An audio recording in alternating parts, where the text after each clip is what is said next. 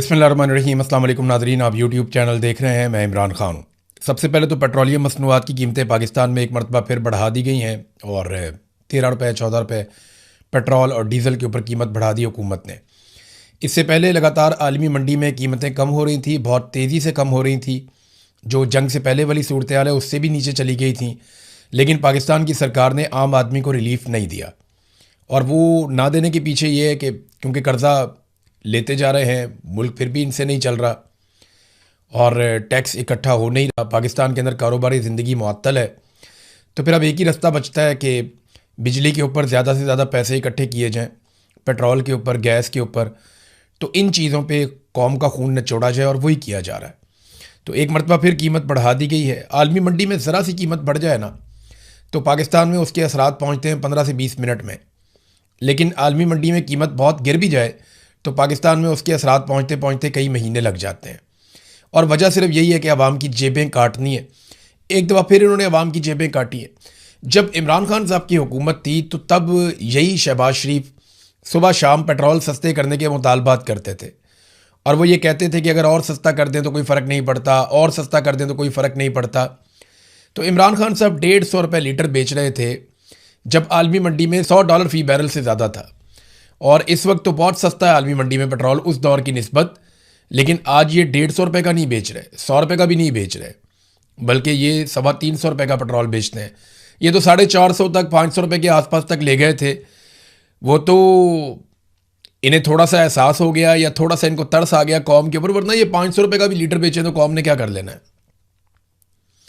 पाकिस्तानी इन मामलात पे नहीं खड़े होते। फ़र्ज़ करें इंडिया में, बांग्लादेश में या किसी भी ऐसे मुल्क में जहाँ की आवाम को, हुक्मरानों को अकाउंटेबल करने की आदत है, वहाँ पे आप इस किस्म की अगर इनसेन कीमतें बढ़ाएं तो वो लोग अपनी हुकूमत के साथ क्या करेंगे आप उसका अंदाज़ा कर सकते हैं। नाज़रीन, ब्लू पासपोर्ट वाला एक मामला पाकिस्तान में चल रहा था। उस पर एक चीज़ मैं आपके सामने रखना चाहूँगा। खबरें मेरे पास बहुत सारी हैं, मैंने आपके साथ शेयर करनी है, लेकिन क्योंकि ब्लू पासपोर्ट का मामला छिड़ गया है कि रेड पासपोर्ट, ब्लू पासपोर्ट, ये पाकिस्तान में ना अलग अलग कैटेगरीज़ के पासपोर्ट हैं। सबसे पहले तो हमारा ग्रीन पासपोर्ट है जो हम सब के पास होता है और ये हर आम पाकिस्तानी के पास होता है। इसके बाद पार्लियामेंटेरियंस को, बड़े लोगों को, ताकतवर लोगों को ब्लू पासपोर्ट्स दिए जाते हैं, उनकी फैमिलियों को भी। फिर एक ऑफिशियल पासपोर्ट होता है, वो भी जारी किया जाता है। फिर एक रेड पासपोर्ट भी होता है जो और ज़्यादा ताकतवर होता है। तो अब देखें इस वक्त पाकिस्तान में सूरत हाल क्या है। पाकिस्तान में इस वक्त 57,000 ब्लू पासपोर्ट हैं और 1300 रेड पासपोर्ट हैं। 57,000 ब्लू पासपोर्ट का क्या मतलब है? ये शफी जान ने ये डाटा पेश किया। यानी अगर पार्लियामेंटेरियंस को आप देखें या सियासतदानों को आप देखें तो वो तो 1,000 बनते हैं, बस ज़्यादा से ज़्यादा 1,000। 1,000 लोगों के पास 1,000 पासपोर्ट ही हो सकता है। चले 1,000 उनके घर वाले आप मिला लें तो 2,000 पासपोर्ट हो जाएंगे। चलो थोड़े और डाल रहे 3,000 हो जाएंगे। लेकिन ये 57,000 पासपोर्ट, ये 50,000 से ज़ायद पासपोर्ट किन लोगों को दिए गए हैं, इसके ऊपर एक डाटा ज़रूर जारी करना चाहिए ताकि पता चले कि पाकिस्तान में वो कौन से ऐसे हीरे हैं, कौन से ऐसे नौरतन टाइप के लोग हैं जिन्हें ये 57,000 ब्लू पासपोर्ट दिए गए। और इसके अलावा 1,300 लोग ऐसे हैं जिन्हें रेड पासपोर्ट दिए गए। ज़रा उनके भी नाम सामने आने चाहिए, शुरफा के। या सारा कीचड़ हमेशा सियासतदानों पे ही उछालना है, चाहे वो नवाज शरीफ है, इमरान खान है या जरदारी है या कोई और सियासतदान है।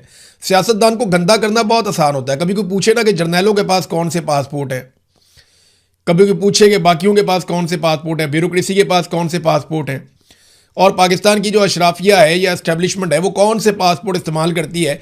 ये 1,300 रेड पासपोर्ट किसके पास है और 57,000 ब्लू पासपोर्ट किसके पास है, यार ज़रा ये रिकॉर्ड सामने आना चाहिए। और आसान है। पाकिस्तान तहरीक इंसाफ ये मुतालबा करने की बजाय जो कानून के मुताबिक एक तरीकाकार है उसमें ये पूछ ले, कौमी असम्बली में जाकर सवाल उठा दे, या जब इनके पास चेयरमैन पब्लिक अकाउंट्स कमेटी की एक हैसियत थी उस वक्त ये कर सकते थे। लेकिन अभी भी इन्हें करना चाहिए, ये पता ज़रूर करना चाहिए और कानून के अंदर गुंजाइश है कि ये मालूमात निकालें कि जनाब ये हमें फहरिस्त फराहम की जाए कि ब्लू और रेड पासपोर्ट किन किन लोगों को दिए गए हैं, ऑफिशियल पासपोर्ट कितने लोगों के पास मौजूद हैं और क्यों मौजूद हैं, और इजाफी ऑफिशियल पासपोर्ट और रेड और ब्लू पासपोर्ट किन किन लोगों को मिले। ये सारी लिस्टें आनी चाहिए। अब आ जाए नाज़रीन एक कहानी पर। यह कहानी पाकिस्तानियों को एक मरतबा फिर सुनाई जा रही कि जनाब सियासतदान नाकाम हो गए, मौजूदा हुकूमत बहुत नालायक है, एस्टेब्लिशमेंट इनके गुनाहों का बोझ नहीं उठा सकती, इनकी नालायकी के ऊपर मजीद पर्दा एस्टेब्लिशमेंट नहीं डाल सकती, वो इनको अपने कंधे पर उठाकर नहीं फिर सकती। ये कहानी मार्केट में लॉन्च हो रही है, बार बार हो रही है, और तासुर ऐसा दिया जा रहा है, सुहेल वड़ाइच साहब हों या बाकी लोग हों, वो अब ये लिखना शुरू हो गए हैं कि ये हुकूमत घर जाने वाली है, और वजह यह है कि एस्टेब्लिशमेंट इनकी नालायकी से तंग आ गई है।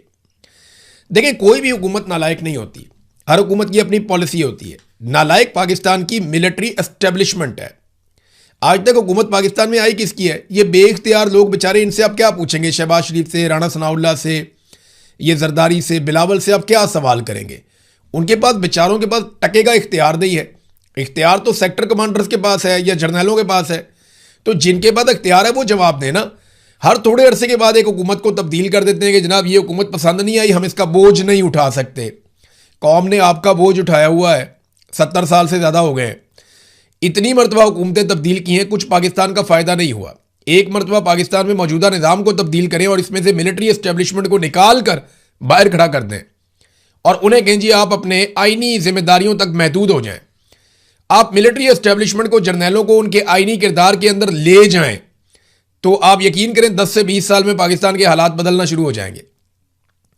पाकिस्तान को जितना नुकसान पहुंचा दिया गया है, अभी तो ट्रैक पे चढ़ने में हमें 10-15 साल 20 साल लग जाएंगे। तो पाकिस्तान में जमहूरियत को पनपने दें और सियासतदानों को सियासी फैसले करने दें। अब ये भी आपको जो कहानी सुनाई जा रही है ना कि 2.5 साल गुजर गए हैं, एस्टेब्लिशमेंट बोझ नहीं उठा सकती, कहानी है। इन्होंने अगले 2.5 साल भी ये कहानियां सुनाते सुनाते आपको गुजार देने और दोबारा इलेक्शन करवा कर एक मरतबा फिर कठपुतलियां लाकर आपके ऊपर मुसल्लत कर देनी है। देखें ना, अगर इनकी नीयत ठीक होती या इन्हें लगता कि ये बोझ मजीद नहीं उठा सकते, तो जो गिलगित बल्तिस्तान में गंद मारा वो ये मारते, या जो गंद अब ये कश्मीर में मारने जा रहे हैं वो गंद ये मारते। अगर इनको जरा सा भी एहसास होता।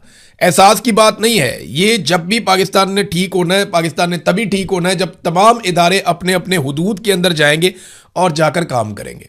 अभी बहुत सारे टाउट्स हैं, कुछ सहाफ़ी हैं, कुछ दीगर लोग इकट्ठे करके बलूचिस्तान ले गए कि जी बलूचिस्तान में दूध और शहद की नहरें बह रही हैं, हालात बहुत अच्छे हैं, बड़े ज़हीन लोग हैं, कमाल लोग हैं, ज़बरदस्त हो गया, फ़ौज बहुत अच्छा काम कर रही है।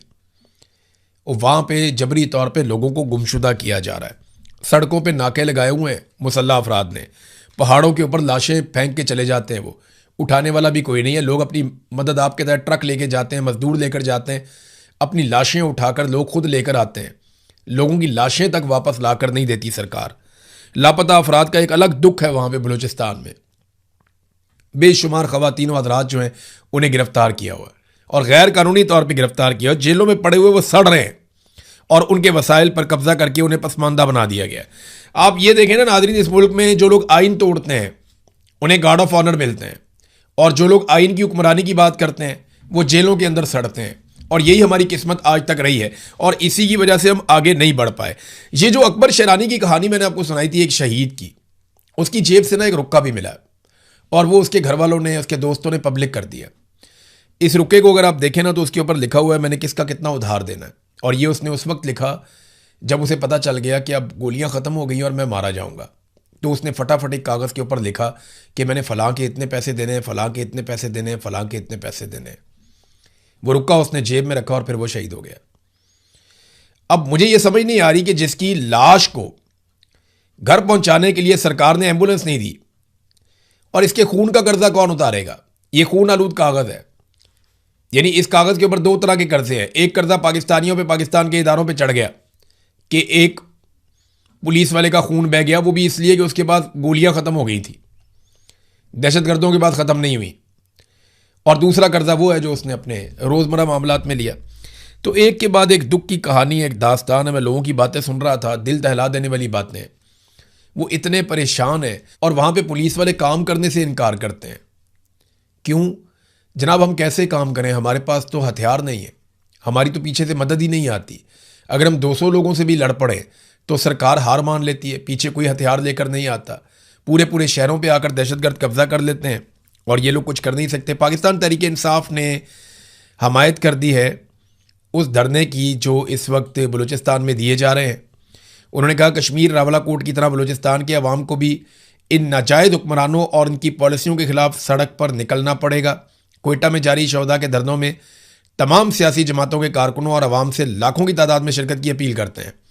पाकिस्तान तहरीक इंसाफ के दाऊद शाह काकड़ ने भी यहाँ पे अपील कर दी है। तहरीक तहफ़्फ़ुज़ आईन पाकिस्तान ने एक एलामिया जारी किया है नाज़रीन। वो एलामिया पढ़ने से ताल्लुक़ रखता है और ये पाकिस्तान के अब मसाइल का हल इसी तरह है जो अपोजिशन बात कर रही है।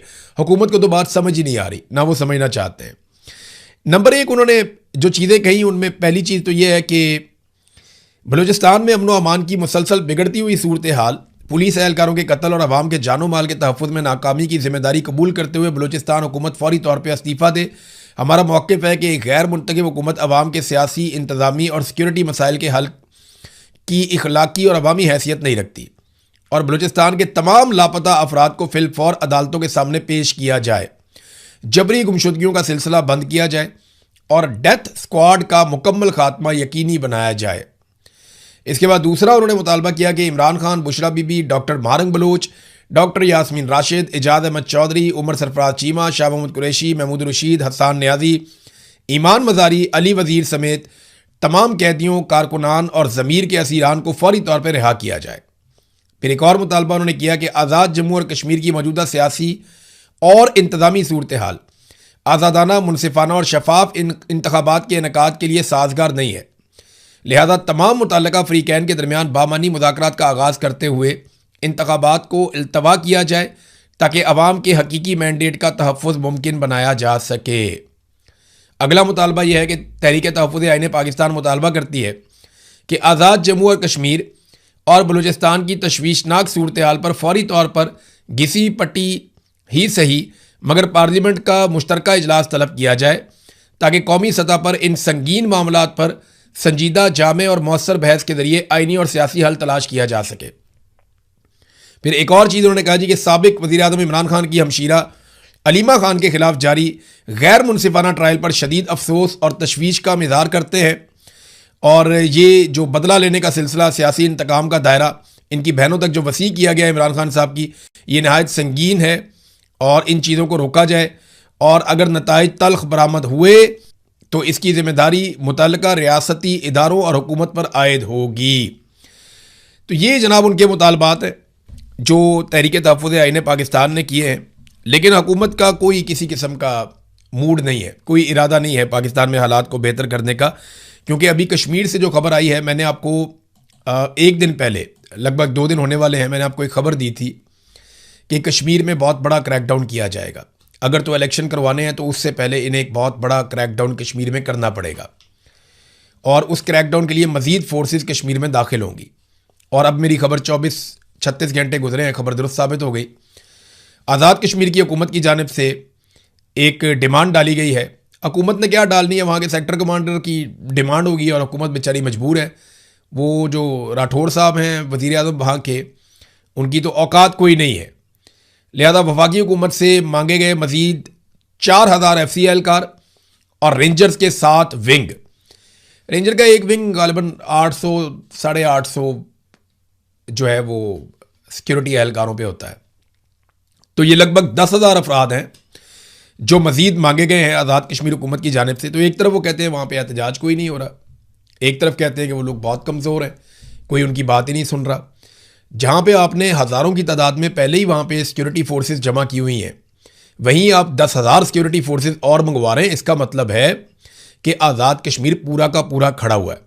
क्या फ़र्क रह गया? भारत ने वहाँ पे अपनी फोर्सेस दाखिल की हुई हैं मकबूजा कश्मीर में, वो उन्हें मारते हैं, उनके मुतालबात ही नहीं सुनते, उनको उनके हकूक़ नहीं देते। यही काम आज़ाद कश्मीर के अंदर हो रहा है, लोग अपने हकूक़ मांग रहे हैं, एहतजाज कर रहे हैं। अब इतनी बड़ी फोर्स वहाँ पे इसलिए तो नहीं भेजी जा रही को दहशतगर्दों से लड़ना है, ना ये फोर्स दहशतगर्दों से लड़ने जा रही है, ना ये फोर्स भारत के साथ लड़ने जा रही है। ये फोर्स तो लोगों का जो पुरअमन एहतजाज, जो वो अपने हकूक़ मांग रहे हैं, उस एहतजाज को कुचलने के लिए जा रही है। उसके अलावा और कुछ नहीं है इस फोर्स के जाने में। नाजरीन, मैं एक डाटा और आपके सामने रखता हूँ, ये ज़रा आप देखिएगा। देखिए ना, हर एक का अपना अपना काम होता है ना। फील्ड मार्शल आसिम मुनीर की जो बुनियादी जिम्मेदारी है वो पाकिस्तान और पाकिस्तानियों की जान की हिफाजत है, यानी तहफ़्फ़ुज़ की जिम्मेदारी होती है ना फ़ौज के पास, कि जैसे ही सिविल इंतज़ामिया फ़ौज को कहती है कि जंग शुरू कर दो, वो जंग शुरू कर देते हैं। जब उन्हें कहते हैं फ़लाँ इलाके में जाओ ऑपरेशन करो, वो करते हैं। जब उन्हें कहते हैं हमें फ़लाँ जगह पे आपके बंदे चाहिए, वहाँ वो भिजवाते हैं। तो वो हुक्म के ग़ुलाम हैं, उनको तनख्वाह मिलती है और उन्हें काम करना है उसके मुताबिक और अपनी तैयारियाँ रखनी है। अब पाकिस्तान में दहशतगर्दी के ख़िलाफ़ लड़ाई की जिम्मेदारी जो है वो पाकिस्तान की फ़ौज की है, लेकिन हालात यहाँ पैदा हो गए हैं कि आलमी सतह पर लीडर हैं, आलमी सतह पे जनाब मैं सालसी करवा रहा हूँ, फलां से मुलाकात, फलां से मुलाकात, ये तो चल रहा है काम और इसे बहुत बड़ी कामयाबी के तौर पे देखा जा रहा है। और देखें कामयाबी एक तरह की है भी, अमेरिका को किसी और ने ये फेस सेविंग लेकर नहीं देनी थी। पाकिस्तान के ऊपर अमेरिका ने भरोसा किया, ईरान के साथ पाकिस्तान के ताल्लुकात थे, फील्ड मार्शल ने इससे फ़ायदा उठाया और भला हुआ। लेकिन अभी फिर लड़ाई शुरू हो गई है।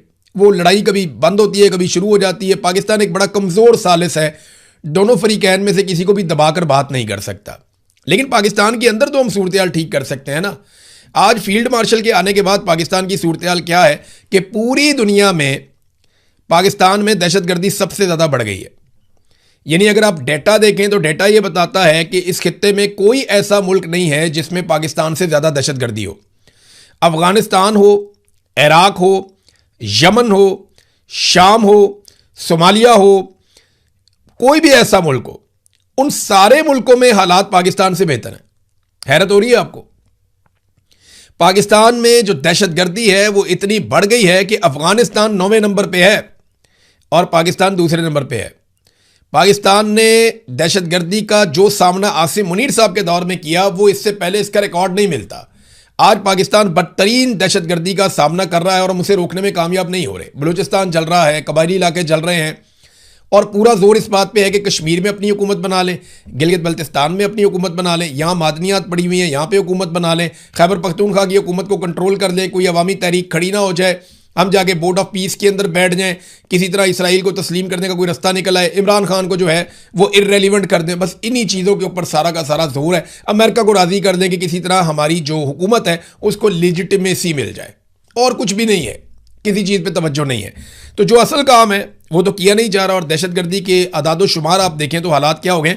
मैं ज़रा कंपैरिजन भी आपके सामने रख देता हूँ ना। कई लोग कहते हैं जी दहशतगर्दी तो बहुत पुरानी चीज़ है, तो मैं आपको बता देता हूँ कि ये जो एक रिपोर्ट है साउथ एशिया टेररिज्म पोर्टल, इसकी रिपोर्ट क्या बताती है कि 2018 से 2021 तक पाकिस्तान में दहशतगर्दी के वाक़यात कितने हुए। 2018 में 158 सिक्योरिटी एहलकार शहीद हुए, 2019 में 137, 2020 में 178, 2021 में 226 और फिर उसके बाद ये तकरीबन मजमूई तौर पे इमरान खान साहब के दौरे हुकूमत में 699 सिक्योरिटी एहलकार शहीद हुए और जनरल बाजवा उस वक्त आर्मी चीफ था। तो 699 इमरान खान का दौर। अच्छा, अब इसी रिपोर्ट के मुताबिक रजीम चेंज ऑपरेशन के बाद से लेकर अब तक कितने लोग शहीद हुए, ज़रा ये आप देख लें। सिक्योरिटी एहलकार जनाब जैसे ही इमरान खान साहब की हुकूमत गिराई गई 2022 में, तो 380 सिक्योरिटी एहलकार शहीद, और फिर उसके बाद 2023 में 520, फिर 2024 में 754, फिर 2025 में 664, फिर अब जनाब इस वक्त 3 सालों के अंदर जो मजमूई तौर पे 2317 से 2320 तक की तादाद बनती है। यानी इमरान खान के दौरे हुकूमत में इससे 4 गुना कम थी दहशतगर्दी, या उससे भी ज़्यादा कम थी। ड्रोन हमले भी बंद थे, लोगों को मार्टर भी नहीं मारे जा रहे थे, जबरी गुमशुदगियाँ भी बंद हो गई थी। 400 जबरी तौर पे लापता अफराद अख्तर मेंगल साहब के हवाले किए गए थे, पाकिस्तान तहरीक इंसाफ की हुकूमत ने करवाए थे। हालात को नॉर्मलाइज कर रहे थे, लेकिन फिर इन्हें रजीम चेंज ऑपरेशन का शौक चढ़ गया और उसके बाद आज पाकिस्तान के साथ क्या हुआ वो आपके सामने है। डेटा मैंने आपके सामने रख दिया और पूरी दुनिया का डेटा ये बताता है कि दुनिया में सबसे ज़्यादा तेज़ी से दहशतगर्दी पाकिस्तान में बढ़ रही है। नाज़रीन, डोनाल्ड ट्रंप के हवाले से मेरे पास एक खबर है, मैं एज इट इज़ आपको पहले डोनाल्ड ट्रंप का बयान पढ़ के सुना देता हूँ। डोनाल्ड ट्रंप को एक्चुअली हुआ ये था कि इसराइली इंटेलिजेंस ने डोनाल्ड ट्रंप को खबरदार किया था कि ईरान आपको कत्ल कर सकता है। दूसरा, ईरान के अंदर जब भी अवाम निकलती है तो अवामी सतह के ऊपर डोनाल्ड ट्रंप के खिलाफ नारे लगाए जाते हैं और वो उनके नारों में मुर्दाबाद कहा जाता है। तो अमेरिकन समझते हैं कि डोनाल्ड ट्रंप को कत्ल करने की धमकी है। वैसे वो कहते भी हैं। कई मरतबा जब अमेरिका ईरान के ऊपर अटैक करता है तो ईरान के अंदर से ऐसी आवाज़ें आती हैं, लेकिन पॉलिटिकली या उनकी गवर्नमेंट के लेवल के ऊपर कभी नहीं कहा गया कि हम डोनाल्ड ट्रंप को कत्ल कर देंगे। जबकि अमरीकी हुकूमत अक्सर ये कहती है कि हम फलाने को मार देंगे, फलाने को मार देंगे, फलाने को मार देंगे। इसराइली गवर्नमेंट भी कहती है, लेकिन ईरानी गवर्नमेंट ने ऐसा कोई नहीं कहा कि हम फलाने रहनुमा को या डोनाल्ड ट्रंप को कत्ल कर देंगे, ऐसी कोई बात की नहीं। लेकिन ये इसराइली इंटेलिजेंस ने डोनाल्ड ट्रंप को खबरदार किया था कि आपको ईरान कत्ल कर सकता है। तो डोनाल्ड ट्रंप का जो ऐलान है वो क्या है, स्टेटमेंट देख लें आप। ट्रंप ने न्यूयॉर्क पोस्ट को यह बताया बात करते हुए कि अगर ईरान उन्हें कत्ल करने की अपनी साजिश में कामयाब हो जाता है तो उन्होंने इस सूरत हाल में जवाबी कार्रवाई के लिए हदायत छोड़ दी हैं और ईरान को तबाह बर्बाद कर दिया जाएगा और उसकी भारी कीमत उसे चुकानी पड़ेगी। फिर ट्रंप ने कहा कि मुझे उम्मीद है कि आप लोग मुझे मिस किया करेंगे, मेरी कमी आप महसूस करेंगे मेरे जाने के बाद। तो ये ना दो चीज़ें बता रहा है। एक तो ये है कि डोनाल्ड ट्रंप को ये खौफ पैदा हो गया है कि वो काफ़ी गैर मकबूल हो रहे हैं और अब वो अपनी जान को भी बीच में लेकर आ रहे हैं और वो कोशिश कर रहे हैं कि कुछ ना कुछ करके उनकी मकबूलियत वापस आए। उनके ऊपर एक जानलेवा हमले की जब रिपोर्टिंग हुई, जब वो सहाफ़ियों से मिल रहे थे जो लोग वाइट हाउस कवर करते हैं, तो उस वक्त भी मुझे अच्छी तरह याद है कि उस इंसिडेंट के बाद हमने नज़र रखी तो डोनाल्ड ट्रंप का कोई डाटा बेहतर नहीं हुआ, कोई उनकी मकबूलियत में इजाफा नहीं हुआ था।